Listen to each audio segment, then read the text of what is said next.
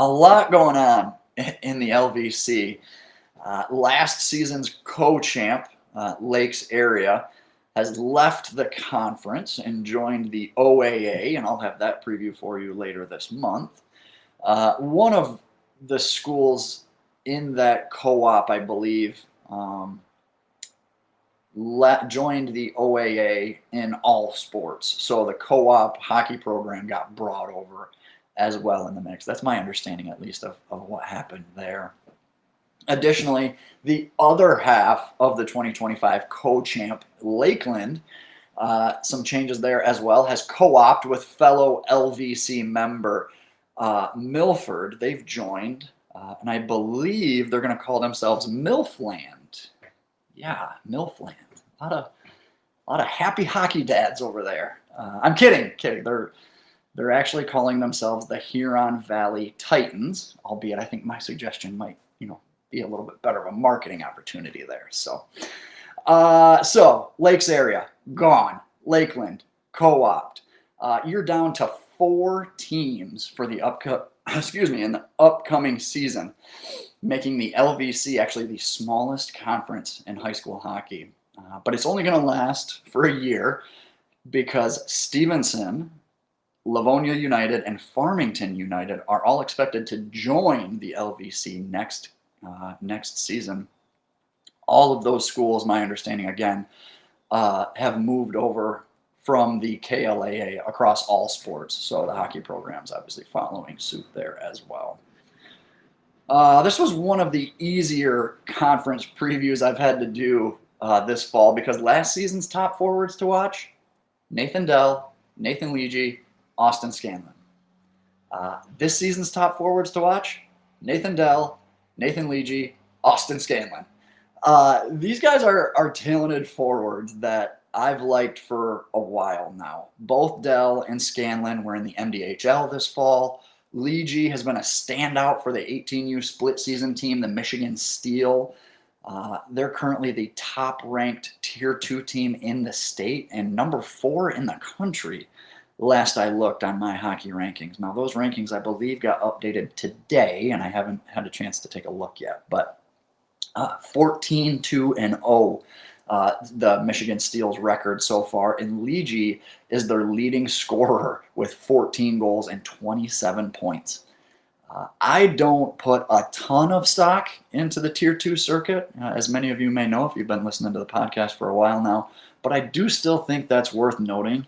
And there are a couple Tier 2 programs that are going to be worth paying attention to this fall as we get closer to the state tournament later this month and kind of vying for a potential bid to nationals there later in March. So Dell and Scanlon helped lead Lakeland to at least a share of its 5th straight LVC title. You combine that duo and the Eagles' best with Milford's Mikey Yee and Craig Borges. This is a Huron Valley team that could go 3 lines deep in a way that no one else in the conference can. The Titans are going to be deep and dangerous with a high-end top line. That's going to be a very skilled power play unit, a very tough top line to defend against. That's a very good, call it a starting 5 like you would in basketball. But South Lions got more than just Leege though too. Like I gotta get into South Lion here a little bit. Aiden Herrera on the back end is just the tip of the defensive spear that returns 5 from a season ago. That's a huge luxury there on the back end. SLU will have a really good group there on the back end, coupled with a top-level goal scorer in Leege. They aren't going to go quietly, and I expect them to give the favored Titans a really good run for that top spot in the LVC. Conference play, you're playing everybody twice. You just might have to sweep the other in a 2-game set to win an outright championship, because I don't know if either slips up against a Walled Lake or a Fenton Linden. So it's going to come down to those 2 big games between South Lyon and Huron Valley. And I do want to point out too, connecting with some of the coaches preseason and talking about upcoming schedules, players to watch, things like that. This is a great job by Coach Dennis Gagnon. The knowing the group he has coming back this winter, bolstering the strength of schedule, and really challenging his group here this winter. Listen to this: they've got Plymouth, Lumen Christi, Salem, Cranbrook, Livonia, Stevenson, all on the non-con slate. That is how you develop a program into a statewide contender and a real playoff threat. You got the talent, you got the horses, add some pieces to that lineup as well. Now you make a push for them with tough competition. And it's not about wins and losses. You don't have to sweep your way through that list of non-conference opponents that I just mentioned to prove you're legit.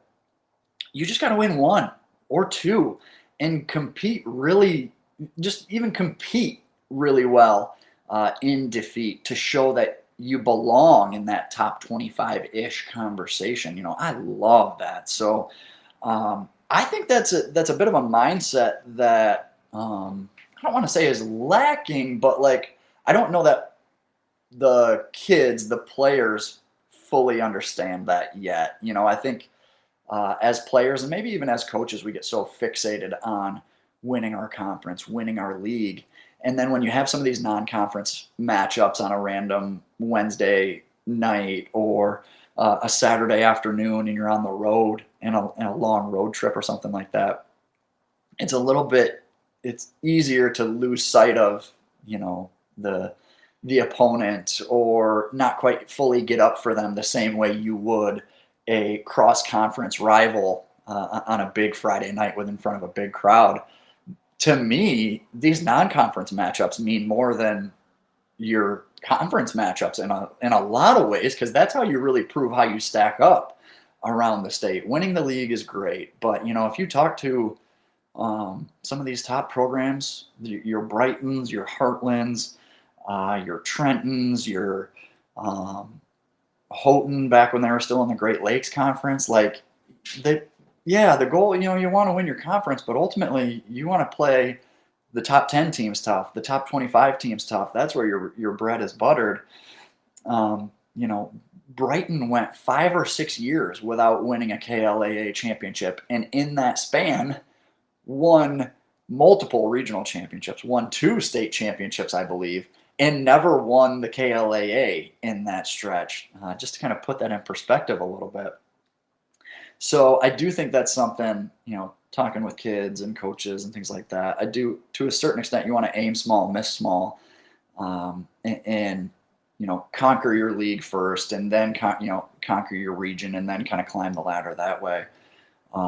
But for some of these kids who go into these non-conference games, who cares? It's South Lyon tonight. It doesn't have any impact on the standings. We can't pick up any points, and things like that. Or, we're all the way up in Traverse City, and these games don't count towards our standings. It's a bad attitude or a mentality to get into. I'd treat them all like they matter, and every single one of these, you've got something to prove, especially in those non-conference matchups, because if you do go up to Traverse City Central, or you do go over to Alpena, or you do go into the UP, and you beat some of these teams that aren't in your little pocket or area of the state, that's where you can really make your statements and really turn heads around the state and impress some people and begin climbing up the rankings there. So just kind of circle back to, like I said, Coach Gagnon's non-conference schedule here with South Lyon. I think this is absolutely fantastic to see. So